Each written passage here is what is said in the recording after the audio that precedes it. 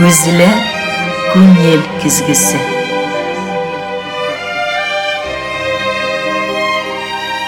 Көзілі fikir yüzağına söz aşkışı. Canlı söylem, ihlas aralaşıp, gözge göz qaraşıp tapşırığında. İmon ile süyüp süyülünün şatlığı, ığızgılardan yırak kaşıp, unutulup yaşav barlığı, nazga susav, şeşlerge qağılу, iriksizden көзге yaş kilу, iriksizden irkelev hem irkelene bilу, lezzet alu, aytip bitkisiz. Bu kadar da matur fikirler bilen kimning moң ile turunda söz var eken bugün tuğan tilde deysizdir. Yakınırak keligiz hürmetli televizor qarawçılar. Көзге көз qarashıp tapşırığının şirаттagı çıkarılışın təqdim etəbiz. Мен onun avtoru hem alı barıçısı Zifan Agayeva sizge hem bugünkü kütüp algan qonağıma hayırlı sağatte deyip indeşem. Hayırlı sağatte irke. Eye anlap ilgirdigiz. Bugün bizde qonaqta yuqarıda aytip ötelgen жылы sözlerimning, matur fikirlerimning hujası dep quruqmışı ayta alam. Çünkü şuşu tirenlikni şırny jırlары bilen halıq көңіліне yol salıp ilgirgen jırçılarning birisi ol. Özü sahnelerde yalqın kebek. Şulay yok mülayim yüzlü, tәмле, затлы, таушлы, көптен түгелгенә Татарстанның ат казанган артисты исеменә лайык булган Иркә. Студиябыз кунагы. Ничек килеп җиттең Иркә безгә? Сезнгә очрашуына күптән киттем. Азифа апа, килеп җиттем дип әйтсәм дә була. Бик теләп, бик хөрмәт итеп, бик яратып килдем. Иркәнең дә иң беренче сораулар дип әйтикме, белешмәләрдән башлап китәсе килә. Иркә берникадәр тамашачыларыбызга күптән дә дип әйтәләм, билгеле булып киләсең, билгеле булып киттең, популяр булып киттең, Башкортстан якларында танылу табып киттең, берникадәр аралык бар, тамашачылар белән ераклык аралыгы бар. Минем максатым бүген ерагырак торган тамашачыларга якынайту, талабын коярга тапшырып алдында, якын булганнарының күңелләрен тагын да ныграк, жылытыбрак җибәрергә. Синең булмышың, синең моң илләреңне хатирәләр белән бергә туташтырып барлый гына китеп барабыз. Һәм инде күпләр белүенчә әйтеп үткәнемчә, бәлки күпләр белмидер дә. Шул ук ул инде бала чактан Иркә Миншакирова һәм тагын да күпләр аны белеп өлгергән Айгөл Миншакирова, Айгөл Шабакаева һәм бүгенге Иркә дә ул бер үк Иркә. Шуларга тукталып, ашыклык кертеп китик әле Иркә. Айгөл дип инде тогашта әтием бик нык Иркә исемен кушарга теләсә дә, чөнки минем әтием Иркә Сакаева дигән дикторга гашык булган. Шуңа күрә дип әйтим инде әтиемнең әнисе bu dünyadan ketkende әйтеп калдырган, әгәр кызыгыз туса, минем бит инде 3 абыем, кызыгыз туса, зинһар өчен Айгөл исемен кушыгыз дип. Чөнки ул инде ничә еллар буена кыз көткән, гел малай туган. Аллы кешеләрнең сүзләрен аяк астына салып таптау юк бит инде татар халкында. Шуңа күрә Айгөл исемен кушканнар. Тик әтинең теләген мин үсеп җиткәч барыбер чынга ашырдым һәм Иркә дигән псевдоним алдым. Менә хәзер аңладыгыз инде Иркәнең ни өчен Иркә, чөнки минем үземә дә сораулар белән мөрәҗәгать иткәннәр бар. Иркә ни өчен шундый псевдоним алды икән дип. Чынында да бик матурлык яңгырашы да исем шәриф буларак та Иркә бик матур бит инде. Шулай ук ул синең белән аерылгысызга әйләнеп китте бу псевдоним. Иркә итеп үзеңне бирә беләсең. Халык күңелен иркәли беләсең. Җырларда шушы иркәлекне безгә туярга мөмкинчелекләр тудырасың. Менә шул Иркәнең кичкенә чакларына кайтып китик әле. Мин инде чак кына беләм дә дип әйтә алам. Димәк, син абыйлардан соң туган төпчек кыз һәм Татарстанның Аксубай дигән матур тәңгәлендә дөньяга килгән кызларның берсе.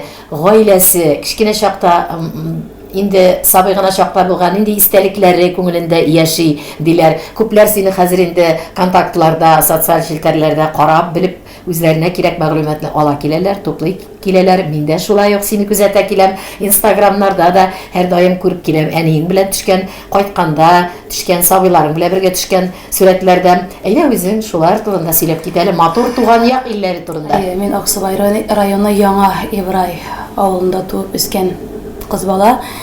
Бер генә кыз булсам да, хәзерге вакытта исемем Иркә булса да, бик нык теге иркәләп үстерделәр дип әйтә алмыйм.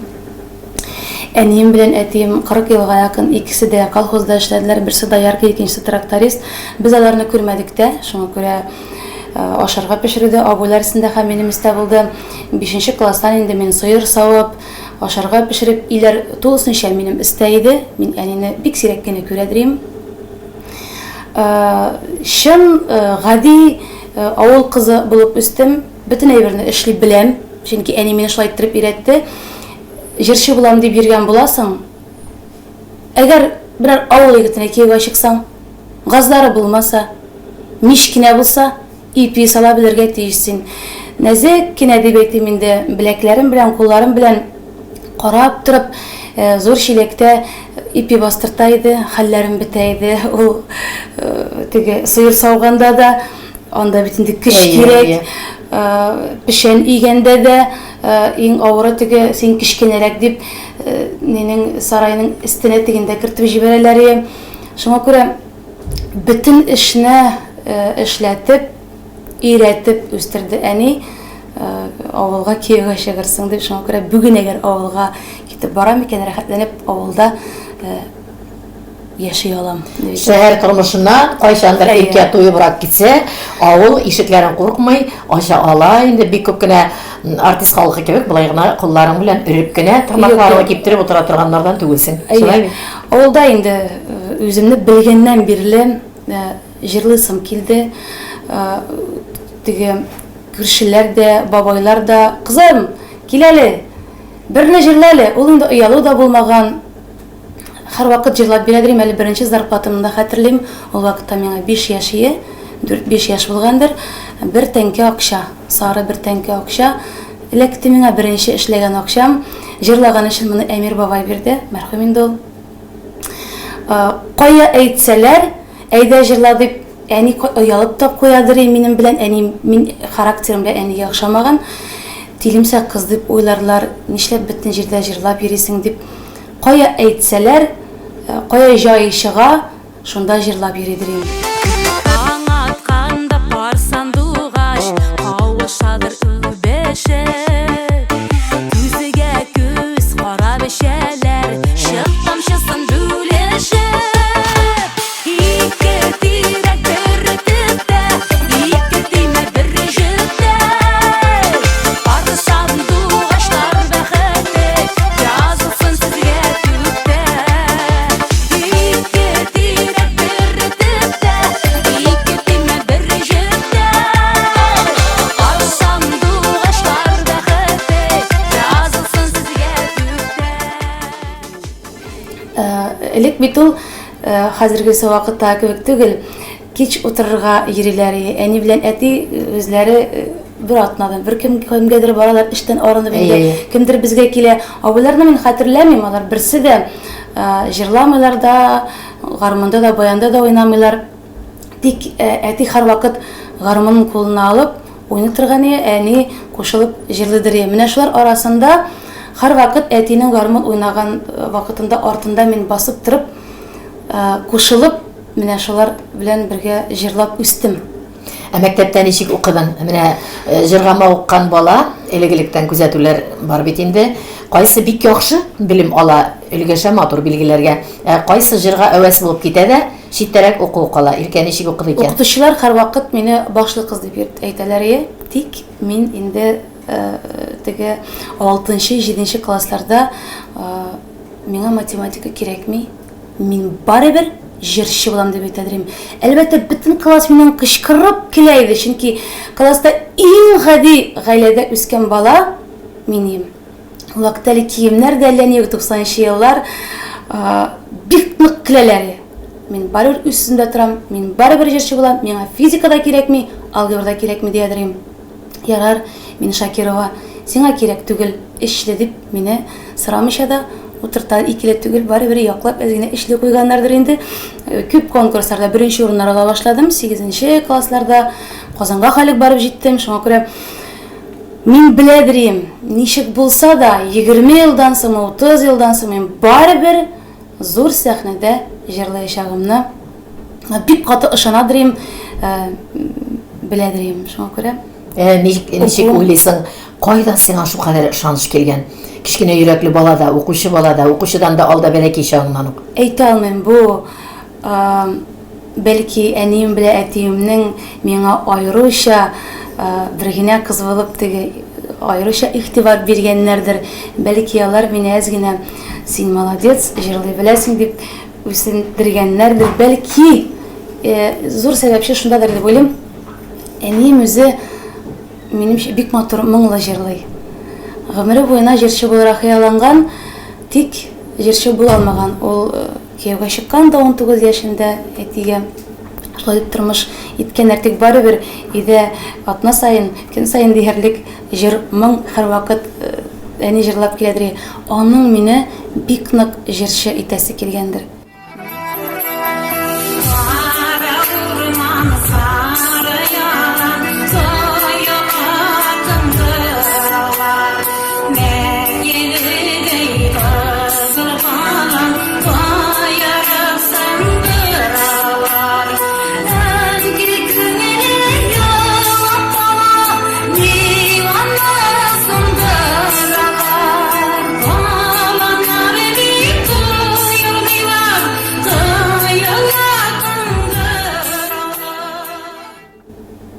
Минем әнинеке хәтлек моңым юк. Хәтта шулай дип әйтә аласың. Чөнки минем әнинең тавышы моңлырак, матуррак, мелизмнары көчлерәк. Бик нык тырышсам да, мен хәтерлим. Әни тагын бер кат шулай берне эшлә инде дип әйтәдерим. Үзенчә брадыры, ничек кенә әни митем нишләп минем чыкмыйсың, кызым, әле син кичкенәрәк, менә бер 15-16 яшьләрдә чыга башлый. Әни митем 15-16 яшь булды бит инде. Нишләп минем алайрак чыкмый, син шулай җиңел чыгасың, нишләп мин тырышып аны эшлим дип. Барыбер һәрбер кешенең моның нәрсә икәнлеген әле дә булса миңа кыз күп кеше белми. Һәрбер кешенең үзенчә моңы бардыр, тик әнинеке кебек, милисеннәр әнинеке кебек тавыш миңа тулысынча бирелмәгән. Но әз булса бирелгән, күбрәк миңа әтинең үткенлеге, характері бирелгән. Шуңа күрә мин аларның хыялларын икесенекен дә чынга ашырдым дип уйлыйм. Менә шундый кунак бүген, ишетеп торасыз, күреп торасыз, тында алмый таңлыйм. Үземнең дә сагынуым да җиткән, мин аны бик көтеп алдым, Иркә ул аны белә. Инде шундый матур минутларда, шушы гына аралыкта исемнәрендә әйтик әле Башкортстаныбызда исемнәре дә яңгырап китсен, шундый яхшы күңелле әтиәнеңнең. Әниемнең исеме Миннебәдәр, әтиемнеке Миндар. Беләсезме, балалар, балам бит инде минем. Бала арткан сайын әни белән әтинең кадерен тагын да яхшырак беләсең икән. Инде квартирабыз да бар, өйбезне дә салдык, өйдә яшисе килә дип әлендә күченмәдек, әлбәттә үзебезчә тырышабыз, тормашабыз. Кая гына китсәм дә, нәрсә генә булса да, мин елдан-ел катырак шунда тартылам. Өйгә кайтам дим. Өем бит инде Казанда, гаиләм шунда бит. Но барыбер әле дә булса, дөресме бу, дөрес түгелме белмим. Минем өчен ил шул кечкенә генә 100 квадрат метрлы булган авылдагы агач өй. Анда кайтам да, карын да керим, үзенчә мунчасына да барам. Без теге таш ниндер зур өйләрдә яшәмибез. Әле авыем да сөйләп тора күптән түгел. Менә ниләр дә олы инде. Әкренне бәлки ине зурайтыргадыр ди. Митем бер нәрсә дә зурайтмыйсың. Ничек алар аны 20-21 яшенә төзегәннәр шул ине агачтан. Ул шулай булып калырга тиеш. Төзисең килсә, митем менә зур безнең участок, манысына бу янына төзеп куйдым. Но митем бу йортка беркем дә тими. Шуңа күрә авыл ул әлдә булса минем өчен ий әле. Шундай матур фикерләр яңратканда гына тапшырудан, форсаттан файдаланып, әниятеңә зур рәхмәтләр әйтәм. Халыкка шундый матур бала, күңеле белән матур бала үстергәнсез. Моңа җыры белән генә түгел, бу сезнең тәрбия. Ишетсеннәр үзе дип тә әйтәсем килә. Бу күп санлы тамашачыларыбызның да рәхмәте булып яңрасын. Абыйларың шулай ук җырлап үскәннәрдер бит инде. Алар ничек кабатланган, алар ник китмәгәннәр әле шул җыр сыюыннан. Тырышып әти үзенчә уйнатып та карады, уйнап карагыз дип. Җырлап та караган булдылар. Менә берсе дә җырлый да белми, уйный да белми. Менә Хәтта белми дип әйтәләсең. белми, юк алардан менә. Алар аның олысы Илдар абый, аңа безнең арабыз 10 яшь, ул Казанда яши. Җырларны ярата инде, җырлар тыңларга ярата. Но үзенчә җырлаган да була. Но менә бер дә юк инде җаны минем бәгыремнең, уйнавы да юк. Уртанчысы да шулай ук концертларыма да килә, Тольяттида яши анысы. Анысы бик әнигә ошаган, бик сабыр, халыклы шундый абыем инде Таһир абый. Мине кичкенә вакытта әни белән иштә вакытта чәчләремне тарап, ашатып, уятып, садикка илтеп, киендереп, менә шулай иттереп үстергән абыем анысы. Кичкенәсе аның безнең гомумән бөтен сәнгатьтән, татар эстрадасыннан бик ерак кеше. Ул үзенә кытрак кеше, кырысрак кеше. Аңа кай вакыт ул миңа калса минем ничә җырларымны да бик белеп бетерми кебек. Ачыламыйм да мин аңа. Но төрле кешенең төрле карашы дөньяга, бөтен кеше бер төрле буламы, без дүрт төрле. Абыйларымны мин һәрберсе гаиләле, багалары бар, Аллага шөкер, һәрберсен яратам. Шуңа күрә без ни булса да эш көннән артык үпкәләшеп торырга ярамаган беләбез. СМС булса язышабыз, шалтыратышабыз. Шуңа күрә безнең әни белән әтинең күңеле тыныч булсын өчен кай вакыт сөйләшмәгән вакытта кайткач елмаешып, матур иттереп сөйләшеп китеп, менә шулай иттереп яшибез. Чөнки безнең өчен хәзер дөрестән дә беренче урында аларның карт көннәрендә тыныч булулар. Абыйлардан кичкенә чакта җәза эләккәне бар иде. Бәләки дип. Индирәге иң хәтердә калганы. Иң авыры ачуым килгәне, алар пешәнлектән кайталар, эшләп кайталар, эшесенең дә носкиларын юдырталар. Көн сайын, әгәр носкиларын начаррак юсам, кара, носкилар йомшак түгел, катыбрак киткән, тагын бер кат юдырталар. Аннан соң 7-8 классларда егетләрдән, малайлардан хатлар килә башлады. Бер хатым бар иде, аны ишек башына тыгып куйдым шулай. Ринат исемле бер малай язган иде, шигырьләр белән язган инде. Күл буйларына барсам, бакалар сайравын ишетәм. Сине әллә нәрсә менә шундый, шул бакалар дигән әйбергә истә калган минем.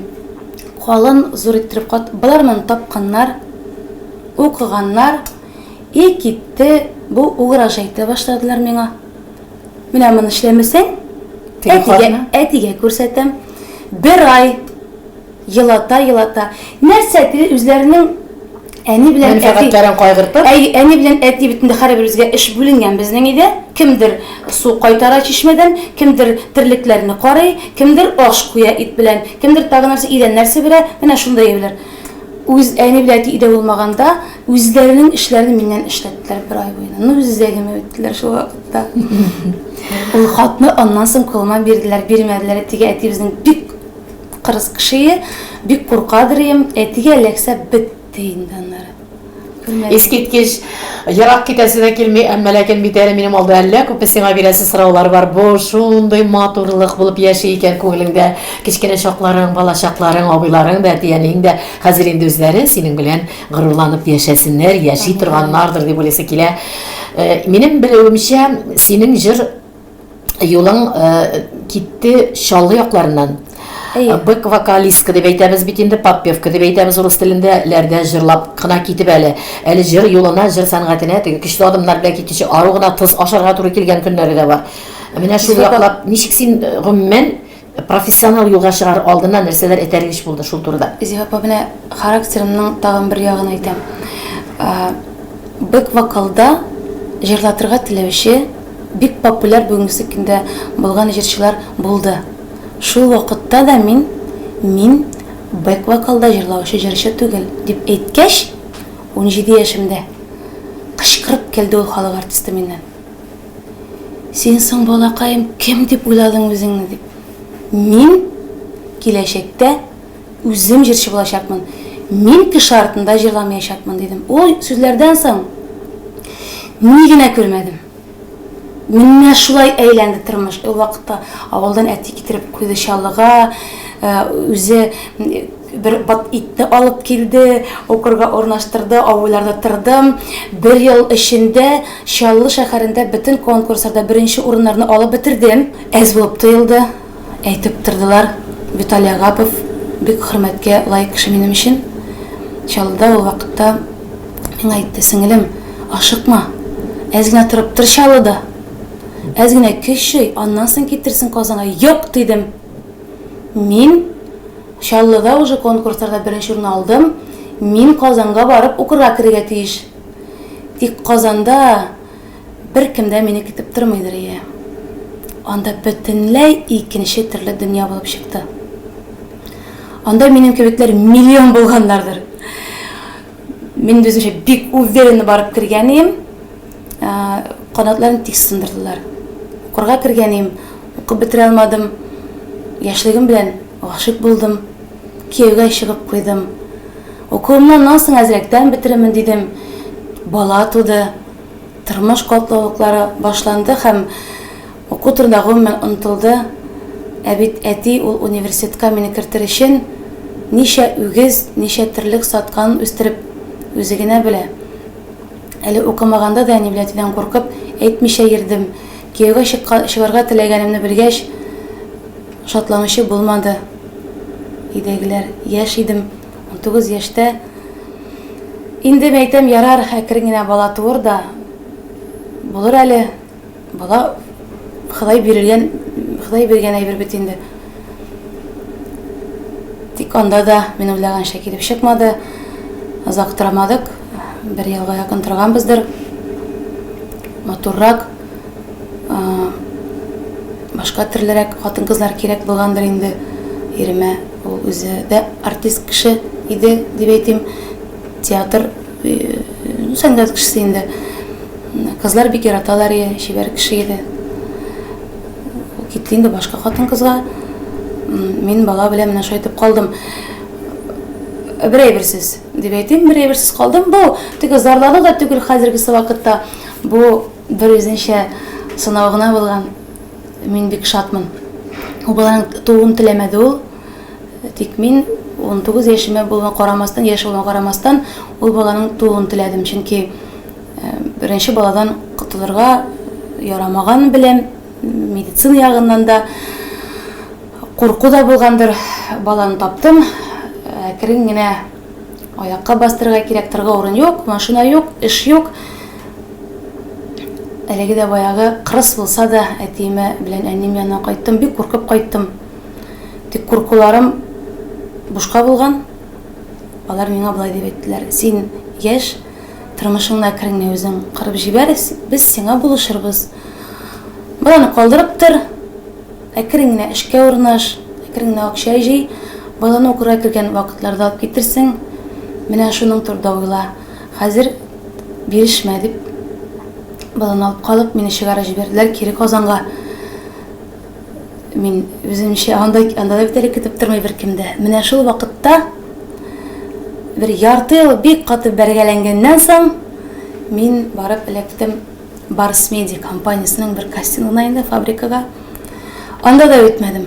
Бер бардым, ике бардым, икенчедә үзләренә бардым. Алыгыз инде мине эшкә. Бер җир гына булса да бирегез инде, җырлыйсы килә бит. Шанс бирегез инде дип. Бер җир бирәбез. Булса була, булмаса кире кайтып китәсең инде. Авылга диделәр. Тормышымда сөйләп бирдем. Ну, тырышып җырладым инде ул җырны. Ну, күңелемне, җанымны тәнен биреп җырладым. Язучысы Гөлсәрвәр сүзләрен минем тормышымны әзмәз генә аңлаган, белгән кеше буларак, бәхетле булыр идең дигән җырны миңа язып бирде һәм ничектер бу җыр минем продюсерыма ошап китте һәм шул көннән башлап менә 15 ел, кызыма 16 яшь, әкрен генә үсеп киләбез. Менә карап утырам да Иркә, син кичереп үткән нәрне кайбер кеше кичереп үткәннән соң да тормышының жайлана торган чагы җиткәннән соң да бу кадәр аңлый белмәгән җаннар бар. Син үзеңнең кичереп үткәннәрне үзең бүгенге каланчадан тында алмый утырам дип кабат-кабат әйтәмен сиңа. Син театр сәхнәсендә рольне сөйләгән кебек минем каршыда әле пәйда булып утырасың. Менә искитәрлек ниндидер бер Иркәнең язмышы белән әле урталыкка да барып җитәсем юк сорауларым белән. Бер Иркәнең язмышы белән генә дә әгәр дә аны тыңлый белсәң ул язмышны, аңлый белсәң, пьесалар язып, бик зур спектакльләргә чыгарып була икән. Әлеге вакытта, әлеге заманда үзебезнең арада гына икән шундый язмышлар дип карар кылырга була. Һәм аның төп герой итеп үзеңне алганда гына төп ролен башкаручысы шуны үткәннәрнең, Айгөлнең Иркәсе, Иркәнең Айгөле булганда гына отышлы була торган спектакльләрнең берсе булыр иде. Хайран тамаша ясап утырам үземә, чөнки син, хәтта гәрчә минем җырларны җырлап киткәндә мин кадәрлек белмәдем синең хакта, мин уйлый торган идем, ник тирән бу күңел, үзе яшь. Бу бит әллә ниләр үткән кебек итеп кабул итә җырларны. Менә бу кызыкмагыз матурларга булганда мин әле язмышыңны тыңлап утырып, син бит үткәнсең, ул җырга кадәрлек үткәнсең. Матурларга кызыгып синең иптәшең аркасында тормышыңның беренче яргаланып китүләре булган. Аннан яраланган кышлар. Менә ике аккыш яраланган, ике аккыш җыры да нәкъ үзеңнең язмышыңда үткән сынаулар килә.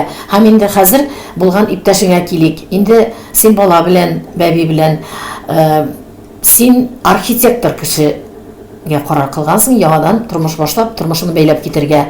Бу шынлап уйланган адым булдымы? Чөнки дә синең биеклегеңдә, синең хәзер популярлыгыңда мөмкин иде, ялгыз гына җырда җырчы булып дәвамларга тормышыңны авыр булачак Иркә, үзеңнең янында сәнгатьне бик каты аңлаган кешене куярга кирәктер дигән уйларыңда булмый калмагандыр, борчылулар тумый калмагандыр. Әйдә үзеңнән ишетик әле. Менә мондый адымга барырга сине нәрсә этәрде?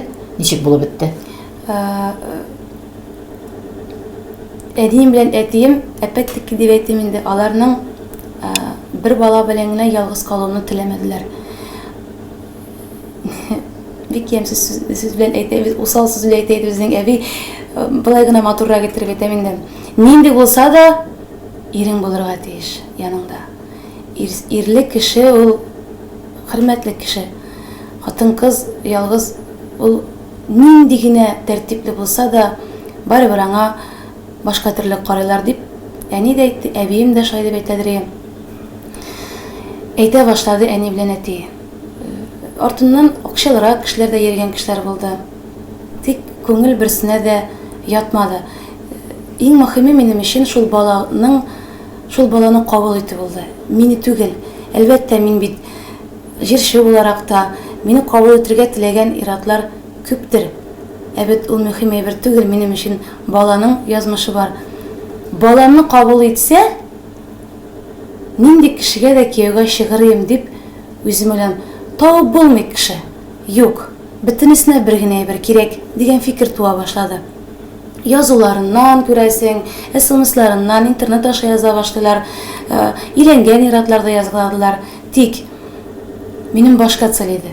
Мин Худайдан бер үрмәле квартирада балконга чыгып, урманга таба карап торай балконым. Һәр вакыт сорыйдым, Аллаһ Тәгаләм, бай да кирәк түгел. Бир инде миңа бер нормальный яхшы кеше. Мине дә баланы яратканда бер кеше бир инде.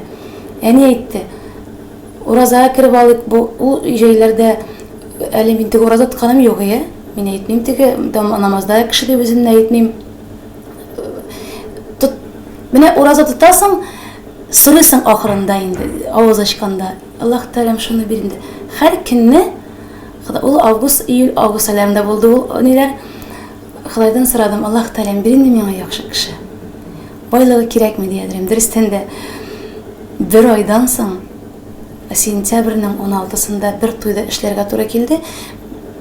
Акчага бармадым, дусларалар килеп кенә кит инде. Дус булып утырып, баша бишеп китерсең, бер-ике җыр җырласың диделәр дә инде. Әйдә утырганча дип барып кайттым.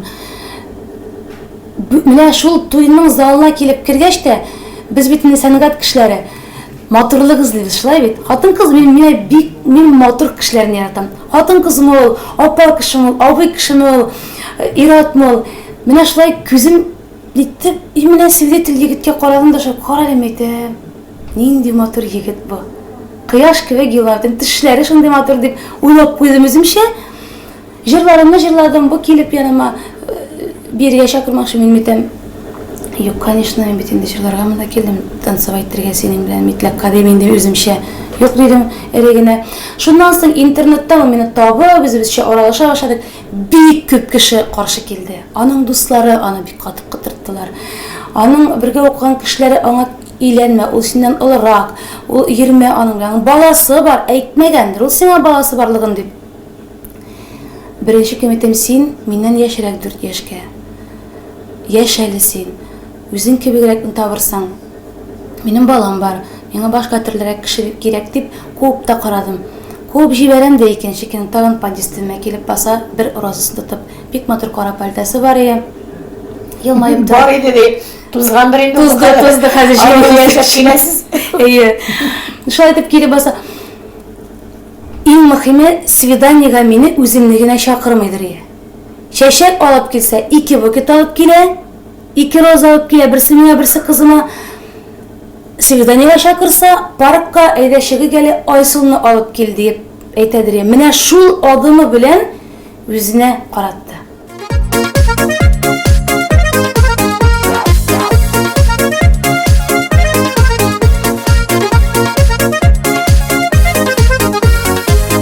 Басудағы баласаны Никтер урман демейлер Синең шымыртай күзләрің түн йокысы бермейлер Я бозлы суға саласың Я утта яндырасың Я күккә алып ұшасың Я ташлап қалдырасың Безнең инешнең ярына Аяк кырган карлыгаш Карлыгашта хәбәрем юк Янымда син булмагач Безнең инешнең ярына Аяк кырган карлыгаш Карлыгашта хәбәрем юк Янымда син булмагач Бу дәрестән дә Худайдан сораган бәхет белән бик каты мактанырга да, бу мактану була күрмәсен, Аллаһ Тәгалә күпсенә күрмәсен. Төрле чаклар була тормышта. Иремне яратам, хөрмәт итәм. 2 бала таптым, болай гына түгел, уйлап табылган бит инде хәзер 20 яшьлек кыз түгел. Теге эш алмак кебек кызым бар. Айсылыма үзем куштым исемне. Анысын менә дөрес әйтәм, Әминәгә дә мин Әминә исемен, Әминә дигән кызларны бик күп күреп күзәтеп йөрдем. Әминәләр алар ничектер бик үткен шундый кызлар дип фикерен. Дусларымның балалары да бар иде. Бик ошады инде Әминә кушасы килде. Малай булса да исемебез уйланып куелган иде. Өченчесенә әйтәм, Артур, малай булса да, кыз булса да үзең кара инде дигәч, минем дә әбиемнең исеме Сөембикә.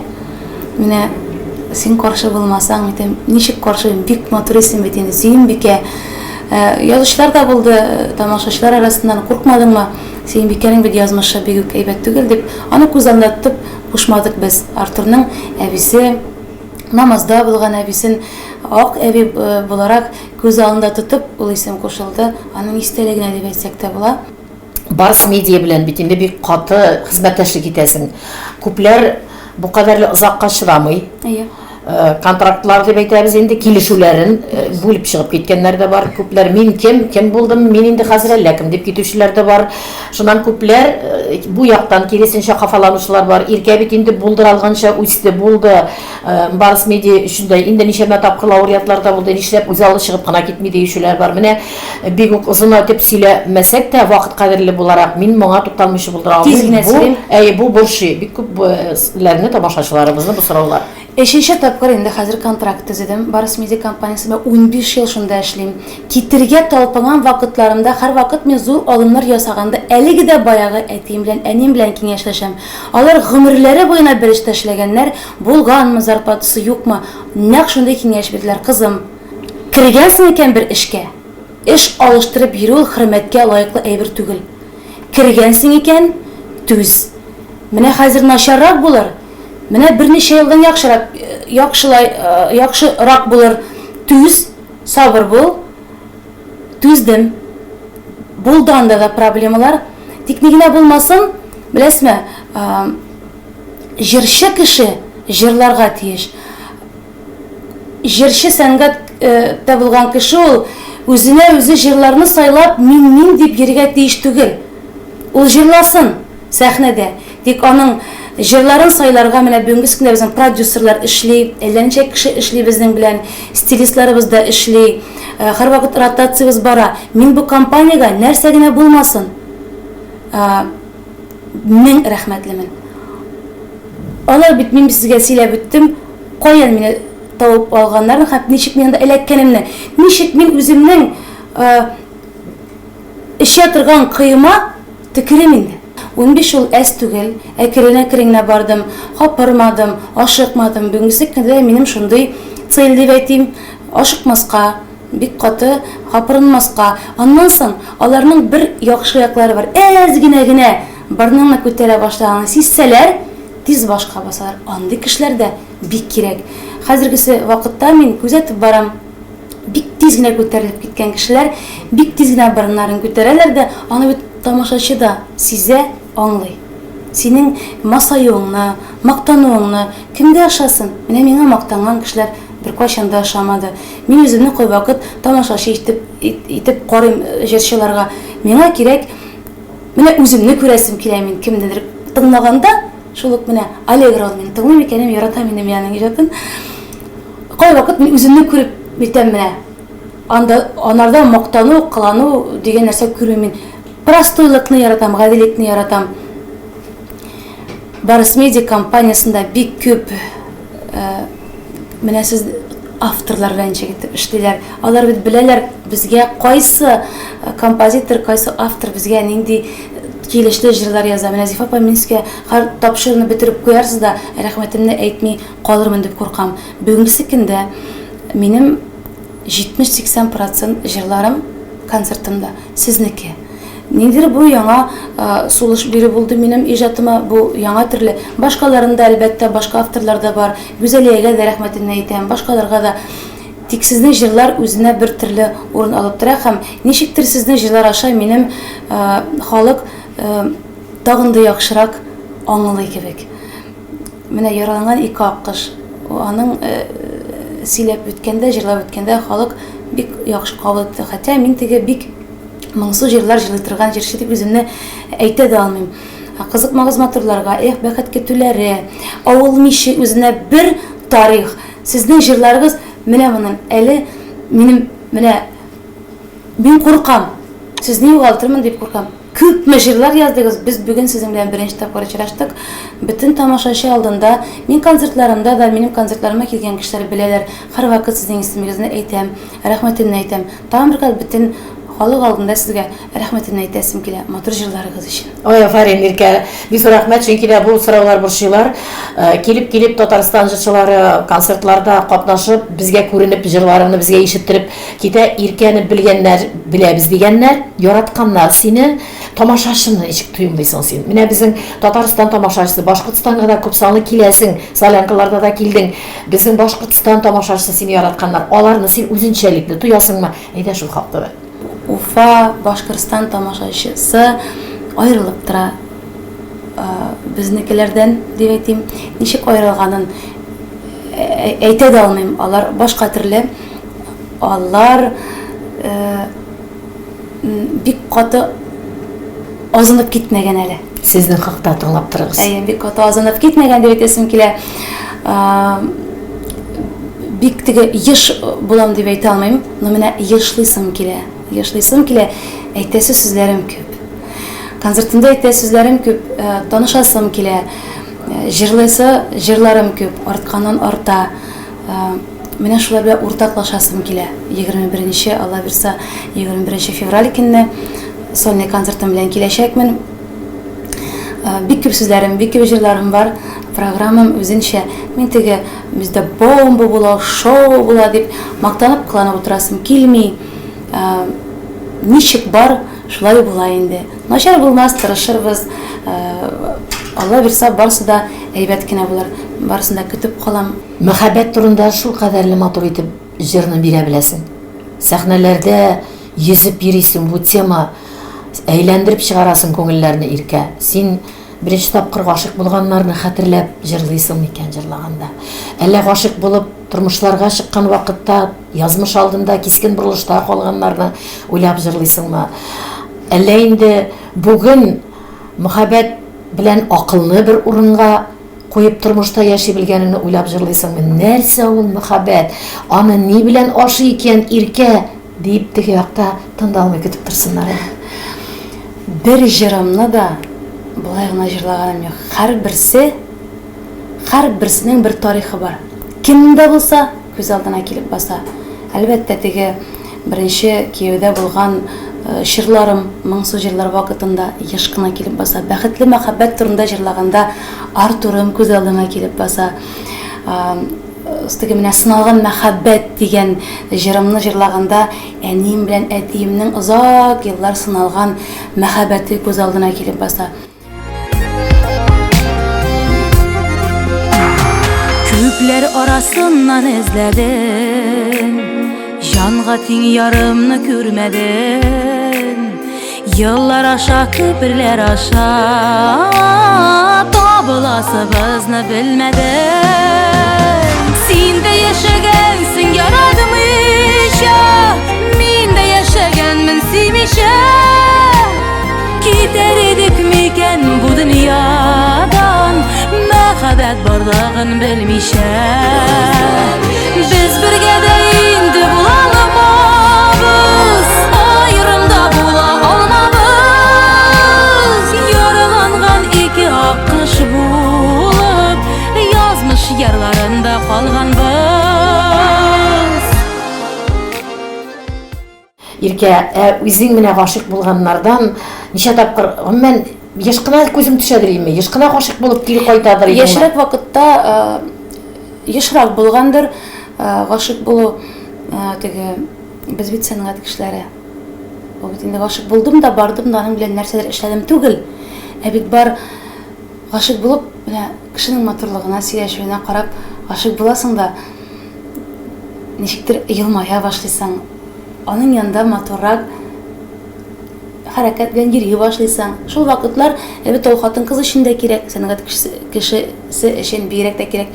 Хәзер инде кияүдәге хатын-кызга 35 яшымда мәхәббәт эзләп йөрмим, ирем бар. Чын мәхәббәт ул, гашык булу ул бөтен кешедә бар. Ул минем өчен зур хис түгел. Влюбленность, гашык булу. Кирәк ул, гормоны. Бу чын мәхәббәт ул, бер-береңне аңлау, әйткәләшкәндә каты бәрелмичә, шул бик ачу килгән вакытта да, бик ачуын китерә торган әйберләрне әйтәсе килгәндә дә тыелып калу, күңеленә тимим дип. 3 минуттан соң, яисә да бер ярты сәгатьтән соң иң күп инде безнең кире дуслашу ни генә булмасын, кайнанамның әйткән сүзе бар. Көне буена талашсагыз да, төнне белән кич белән бер урынга ятып йоклагыз. Урыныңыз бер булсын. Дип әйтә, бик дөрес фикер. Көнгә бер, әгәр өйдә көне буена торсак, Зифа апа менә 4-5 тапкыр точно әйткәләшәбез инде. Әйткәләшәбез. Төрле хәлләр була. Һәр бер кешедәгечә бездә дә шундый кылмыш бар. Тиз дуслашабыз. Шуннан күкләрендә эшләп торган булам, арттан килеп кочаклап алган була. Яисә мин беренчерәк барам. Бездә андый нәрсә юк, менә гордость дигән, горурлык дигән нәрсә бездә юк. Булмасын да ул бик зур начарлык дип уйлыйм мин аны. Шуңа күрә мәхәббәт ул минем өчен бүгенге көндә Артурым. Көнләшү бармы сезнең гаиләдә? Көнләшү, беренче елларда мин бик көнләштем. Ирем яшьрәк, Чибәр. чибәр дип әйтеп инде. элекеге йөргән кызларда язгалыйлар иде, күргәли идем. Бик каты итеп елаган вакытларым да булды. Бәлки үзенә үзе ышанмаган хатын-кыз көнләшә диләр бит инде. Та хатын-кызда бүгенге секундта мин үземне бик уверен иттереп хистем. Мин бүгенге секундта көнләшмим. Без беләбез инде барыбер да муен хатын-кыз ират баш булырга тиеш, ләкин әле ничек уйлый икән иркә? Инде бу сорау бу кадәр дә шик калмады. Бер нинди сорауларга да шик калмады, җаваплар бик төгәл бирелде. Ләкин дә гаиләнең тоткысы кем бүгенге көнне сезнең гаиләдә? Бер кемгә дә сер түгел, бүгенге секундта мин акчаны күбрәк эшлим. Ирем стабильный үзенең эше бар. Һәр вакыт аның акчасы шулай булачак һәм әз генә үсәчәк. Тик бүген менә мин күбрәк эшлим. Эртәгә ул күбрәк эшләргә мөмкин. Шуңа күрә бездә андый нәрсә юк. Мин акчаны күбрәк эшлим. Мин монда главныйрак дигән миндә декретта утырган вакытларда ул күп итеп акчаны эшләде, Себерләрдә эшләп кайтты. Кай вакыт үзем кайбер проблемаларны решать итсәм дә, мин аны күрсәтмәскә тырышам. Мин бит балаларыма пример күрсәтергә тиеш. Мин үземне, мин монда главный, мин күрә акчаны эшлим дип бирсәм, балаларымның аталарына хөрмәте бетүе бар. Шуңа күрә ниндәрсә булса да әтиегез дип. Бик кызыклы әңгәмә бара. Үзе шундый, мин ялкын дип башлаган идем бит әле тапшырны. Шуңа тәңгәл генәсең инде иркә. Аннары Артур алдыннан кармак салып йөргән егетләрнең күбесе әле сине тыңлап утырса, бу тапшырды әле ахырына җитмәгәнбез хәзер. Йөгерә җил тизлегендә әлбәттә вакыт. Утыралар дигән. Ай, кемне кулдан ычкындырганбыз дип. Шундый да яхшы хатын булыр иде бу безгә дип утыра торганнардыр. Иманым камил дип әйтәсе килә. Аллар тып күрмәсен үзең шулай дип әйткән сүзләр белән генә мөрәҗәгать итәм сиңа. Ял кайда итәргә ярата гаиләсе белән иркә. Елга бер тапкыр без бишәү. Менә бишебезгә барып кайтырга чыгымнар биткеп кирәк. Шуңа күрә елга бер барабыз инде. Бишәү барып Төркиягә барып ял итеп кайтабыз. Ул да булса ураза аенда, чөнки бүтән вакытларда эш бар, эшлибез. Ул да отпускысын шул вакыт калырга тырыша. Ялларда, ял көннәрендә инде авылга кайтырга тырышабыз. Теге бик мактанып, монда йөрибез, тегендә йөрибез дигән дип мактана алмыйм. Чөнки әле безнең тормыш 7 генә ел башланып кына китте. Ялны әле без иркенләп, сыңрак ял итербез дип уйлыйм. Әлегә безнең эшләребез күп, аласы әйберләребез бар. Шуңа күрә елга бер барабыз. Шул Түгәрәге белән дөньяның матур чагы. Түгәрәкләнеп кенә иҗатыңның түгәрәк матур чагы. Әле бүген миңа иртәгәдән ни кирәк дип мөрәҗәгать итәр идең? Үзең бик табынган Аллакайыңа. Булганын күпсенмәсен. Әйттем бит. Менә әни дә әти дә шулай ди. Булганын күпсенмәсен. Сорадым бит Худайдан. Йылы-йылы сорадым. Яхшы кеше бир инде дип. Бирде бит. Балалар бирде. Ә бит минем белән дус булып йөргән кайбер кызлар безгә инфинитида егетләр кирәк, иратлар кирәк. Безгә простой кеше кирәк түгел, акчалы кирәк дип биргән кызлар әле дә кияүдә түгел. Алар инде яшьләре 40-ка җитә, балалары да кияүдә түгел. Шуңа күрә балаларым бар. Әти менә бүгенге көндә исән сау, акчаны икебез дә әз генә эшләп торабыз. Әйткәнчә торга урыныбыз бар. Мин булганна шөкер итеп яшим. Тамашачым агылып теге ишәркен сониклар куймасам да, мин бер үзем җырлыйм. Дуэтный проект түгел дип әйтим. Үземнең тамашачым бар. Булганына шөкер итәм, миңа җитә. Артыгы кирәкми. Бик күп кенә тәмле сорауларга җаваплар түгелепме түгелде. Ишетепме ишеттегез иркә турында белешмәләр күбрәк алдыгыз. Мин инде катгый рәвештә официаль якларын барламадым синең күңелнең. Максатым андый түгел иде. Синең эчтәрәк булган, ерактарак яшеренеп сакланган серләреңне үзебезнең яраткан тамашачыларыбызга якынайту юлларында гына сорауларны куйдым һәм бик матур җаваплар юлладың иркә. Менә ул шундый инде. Кайнар йөрәкләрне кайнарлата белә, кайнар канны кыздырып җибәрә белә. Күңеле төшенкенең канатын үстерә белә. Сагышлыны юата белә. Уйларында әле генә уйлап утырам шул турыда. Моңа кадәр уйлап куймаган бер матурлык әйтәсем килә сиңа. Шушы барлыктан файдаланып, таулар күчерергә мөмкин синең йөрәк белән. Җырда гына түгел, хатын-кыз буларак тормышта да син бик тә әлегәчә мин күрмәгәнчә горур хатын-кызларның берсе дә булып яшисең икән. Менә шундый теләкләрдә зур рәхмәтләр әйтәбез. Тапшыруга кире какмыйча килүеңне көтеп калганыбызны истә тотып, килеп өлгәшеп сөйләшә алганыбызга рәхмәтлемен сиңа, Иркә. Әнә теге якта тамашачылар утыра. Мин бик сирәк кенә әйтәмен, ниләр әйтеп калдырыр идең аларга бүгенге килүеңнән файдалан.